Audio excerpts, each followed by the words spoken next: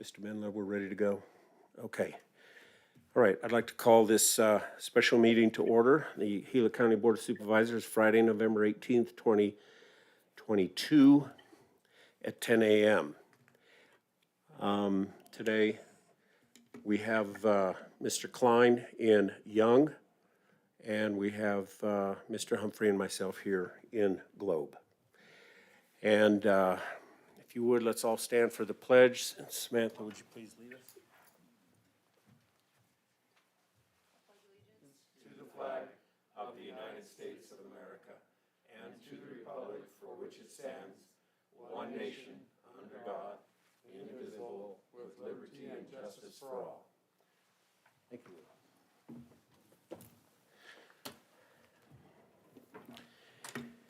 Okay, regular agenda item 2A, information, discussion, action to canvass the election results contained in the official canvass of the general election held on November 8th, 2022 in Gila County, Arizona, and declare the Gila County results official. Presenting Eric Mariscal. Good morning. Good morning, Chairman Christensen, Supervisor Humphrey, Supervisor Klein. You have before you here the canvass of the election results, the general election, November 8th, 2022, and conducted in Gila County. On the first page we have here our contents is basically precinct listings, voter turnout, our total ballot summary, polling place ballots, early ballots, provisional, official write-ins, and the special district that we had, Rim Trail Domestic Water Improvement. Okay. Starting off with our precinct listing, same thing as the last election cycle, and before it, our precinct locations. And the next section is our voter turnout. And for a very brief period of time, we were #1 in the state with voter turnout, but when Yavapai finally turned in their final numbers, once again, they eclipsed us. We had a 67.17% turnout in Gila County. And that was the second highest, only behind Yavapai, who came in at 75. So we had a fairly good turnout, more so than I've seen in quite some time for a general election and a gubernatorial cycle. So that was our voter turnout. The first section we have here is the total ballot summary. This is simply the section that gives us the number of total registered voters, the ballots cast total, and the breakdown by earlies, election day, and provisional, as you can see there. And of course, the county races that we had for this particular cycle, because you're all well aware of, there were nobody basically running. It was just a single, no contestation of any of the county races. So that was a nice, smooth election for us. Of course, we were pretty much decided back in the primary. So the general election is on the county level. Real simple, real easy to pass through. And of course, we have the results for the various other offices in the state of Arizona, the federal races and so forth and so on, and the special districts and the town of Payson mayoral runoff that we conducted. The next section is basically the precinct detail that dives deeper into exactly how the vote broke in the various precincts that we have throughout the county.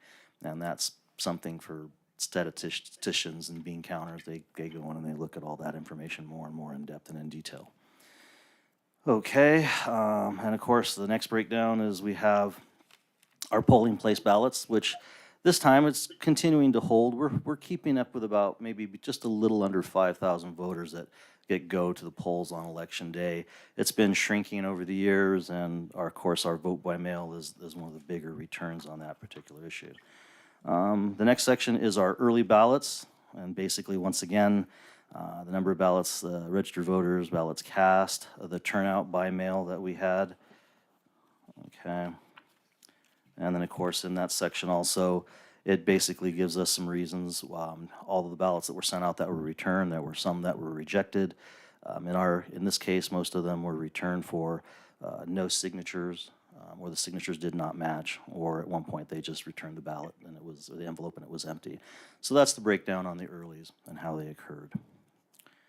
Of course, the next section is our provisional report, and once again, detailing the provisionals, how they broke down particular races, and then again, once again, our provisional ballot summary. The total number that we received on the provisionals were 216. There were 91 rejected, 125 were verified for tabulation, And the number rejected for there were various reasons. Voted early. Some people may have forgot that they voted and they tried to cast a ballot again, but the system is set up to catch just those types of things. All right. There was one envelope that was empty in the affidavit altogether. Another one was 26 not registered. And we get a lot of those in the general election. We usually have people that get excited, they get the mailings, they see everything that's going on. They go to the polls and they neglected just one thing, that was to register to vote. Or in some cases, we have people that register after the registration deadline and they assume that they're registered and that they're okay. They show up at the polls and they find out that unfortunately you are yes, you are registered, but unfortunately you registered past the deadline, and so we can't help you on this election. They don't necessarily, think that that's the case, and so we err on the side of that they might have an issue, so that we go ahead and vote them provisional. We know that sometimes it's going to be the result that it is, but we still allow them to take that opportunity to vote provisional in case there is a ghost in the machine, something didn't get processed or whatnot. And of course, this one on the biggest is wrong jurisdiction. We have a number of people, it seems like increasingly it occurs out on 87 and 188 and out there in those areas, even here on 60 coming into town. We have a lot of people that are coming in from different counties and insisting that they're allowed to vote a provisional ballot. And that is true. They are allowed to vote a provisional ballot, but if they vote it in the wrong jurisdiction, it's not going to be verified. So we have a number of people that from Maricopa County and whatnot try to vote here on their way home. Doesn't really count because they can't do that at this point in time. So just to err on the side of caution and to de-escalate situations, we allow them to vote the provisional, informing them, however, that it's probably not going to be verified to count in this particular case. And also some of the wrong jurisdictions we have, of course, some areas in the northern part of the county, the northeastern part, where we have the Navajo County line and the Gila County line. So a lot of times we get voters that there's a housing district right there in Canyon Day on the other side in the Navajo section.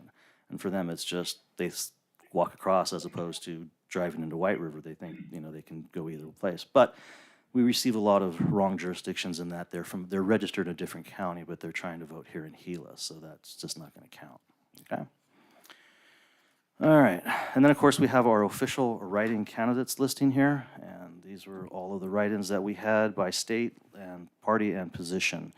And the ones that we had here locally, we had the Miami Unified School District had a write-in candidate, along with the Young School District. They had a couple of write-in candidates.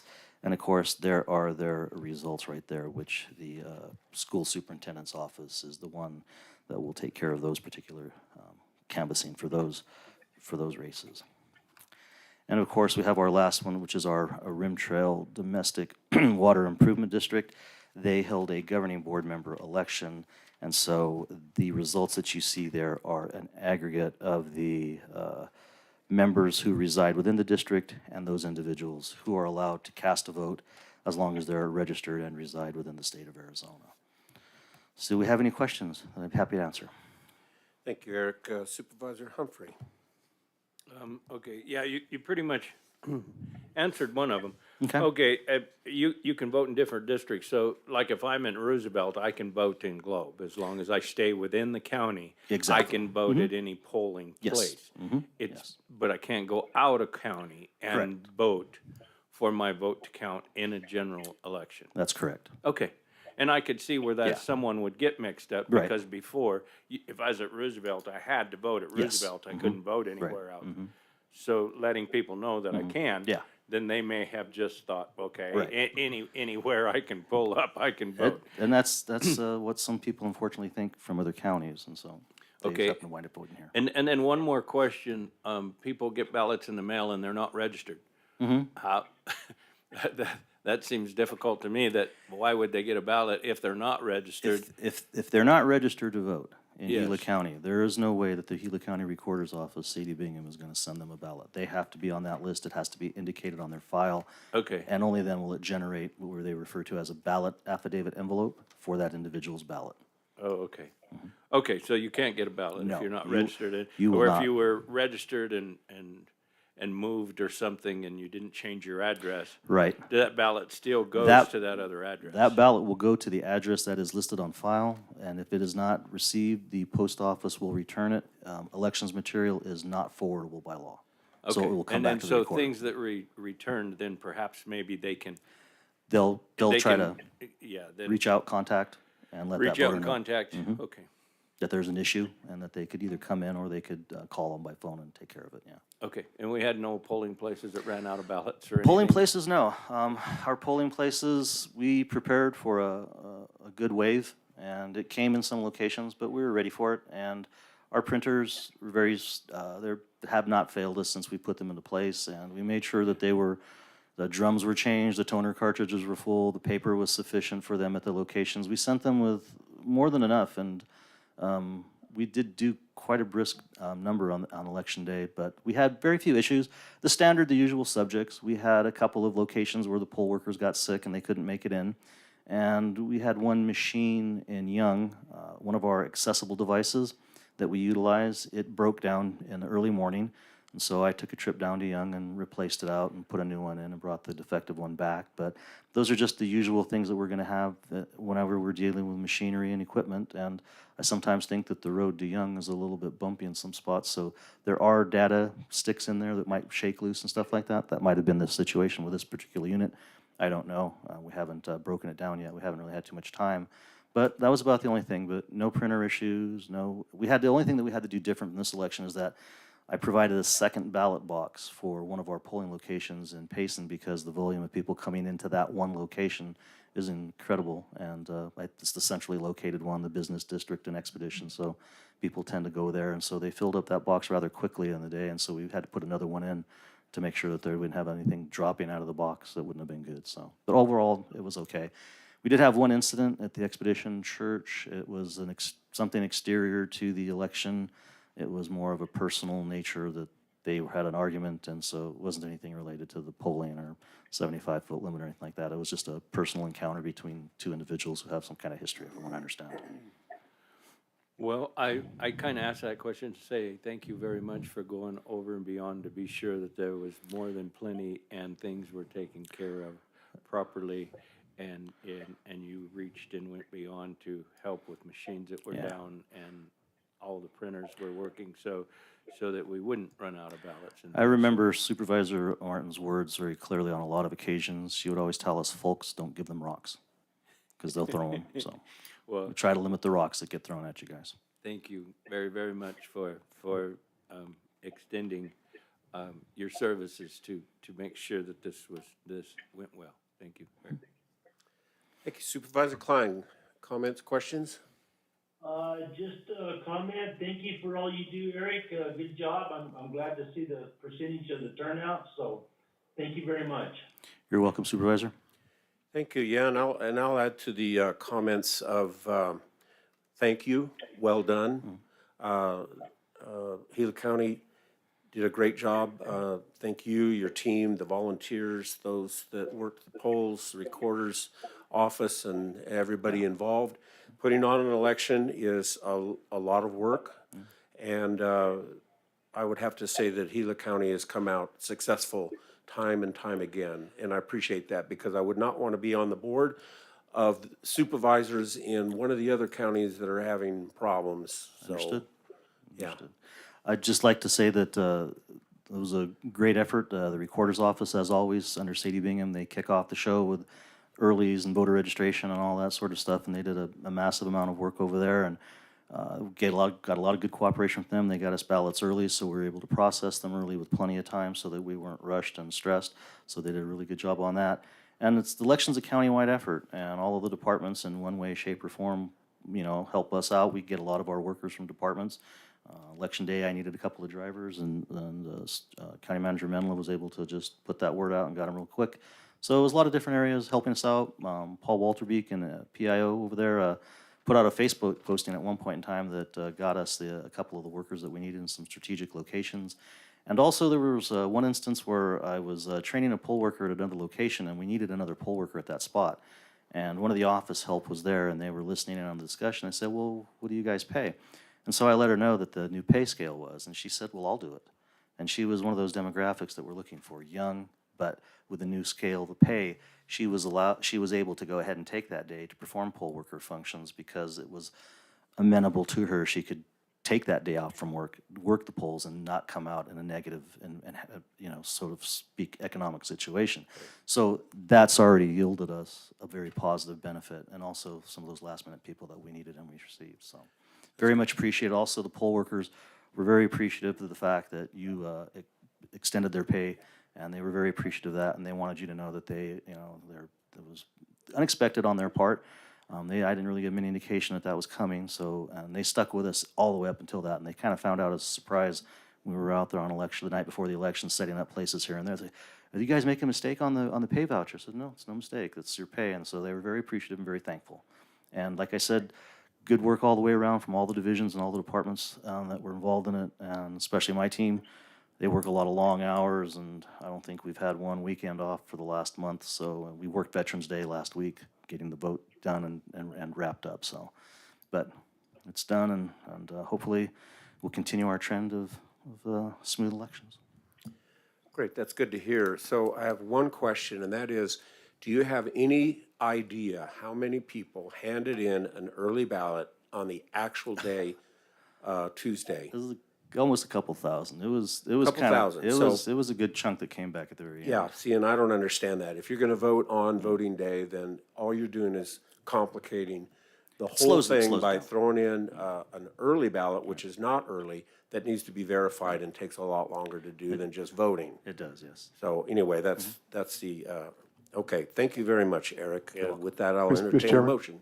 Mr. Chairman, Yes, sir. if I could take a moment, I wanted to express appreciation to Eric and his staff as well. Eric is very well respected throughout the state. In fact, he's frequently asked to go throughout the state and give trainings and participate in different events and things. Eric and his team represent Gila County very well. And as you see, our elections are run very smoothly, which is a benefit. If we strive to live in a glass house to make sure that we are transparent. And when we live in a glass house, and that is our intent to be in a glass house, those rocks are good not to have. So thank you, Eric, and also express appreciation to Sadie, Charlotte, and the Recorder's Office and their team. They work tirelessly as well to ensure that we have a smooth election cycle and system. So appreciation to them as well. Thank you, Mr. Manlove. Yeah, people need to feel confident in the election process, and I think they can in Gila County. With that, I'll entertain a motion. Mr. Chair, I move to declare the results of the general election held on November 8th, 2022 in Gila County as official. And I will second that. Okay, with a motion and a second to approve, all those in favor say aye. Aye. Aye. Aye. Motion passes unanimously. Thank you, Eric. Thank you. Item 2B, information discussion action to acknowledge the letter of certification for November 8th, 2022 Gila County School District elections held within Gila County as submitted by the Gila County School Superintendent, presenting Nick Montague. Hi, Board. Chairman Christensen, Supervisor Humphrey, and Supervisor Klein. I apologize for Roy. He got sick and couldn't make it. So, That's fine. yes, and we're riding Eric's coattails. He did a great job, and we're just here to present the results for the school board elections and get the letter of certification. Okay, questions, Supervisor Humphrey? I have no question. Supervisor Klein? I'm good as well, thank you. Okay, thank you. With that, I'll entertain a motion. Mr. Chair, I move to acknowledge the letter of certification of the November 8th, 2022 Gila County School District elections. And I will second that. Okay, with a motion and second to approve, all those in favor say aye. Aye. Aye. Aye. Motion passes unanimously. Thank you. Call to the public. Item 3, number 3. Is there any public that would like to make a comment in Payson? Tim? No one here. Is there anyone on the internet, YouTube, or email that has submitted a question? No, and there are none present here in Globe in the boardroom. So let's move on to item 4. At any time, During the meeting, the county manager, the board of supervisors may make some brief comments. No action can be taken. I will open it up to Mr. Menlove. Mr. Chairman, members of the board, I attended the ECO meetings on Wednesday afternoon down in the valley, and also the county supervisors executive board meeting yesterday. The summaries of those been distributed, and would be willing to answer any questions or comments you may have about the proceedings of those couple of meetings. That would be it. Thank you, Mr. Chairman. Thank you, Mr. Menlove. Supervisor Humphrey. I have nothing today. I'm good. Okay, thank you, Mr. Supervisor Klein. I have nothing as well, thanks. Okay, thank you. The only thing I have to mention is that Under Sheriff Matt Binney will be leaving us to pursue a career with Arizona Game and Fish. His last day is today. I think we're going to miss him greatly, but we do wish him well. So if there is nothing else, then I will adjourn the meeting.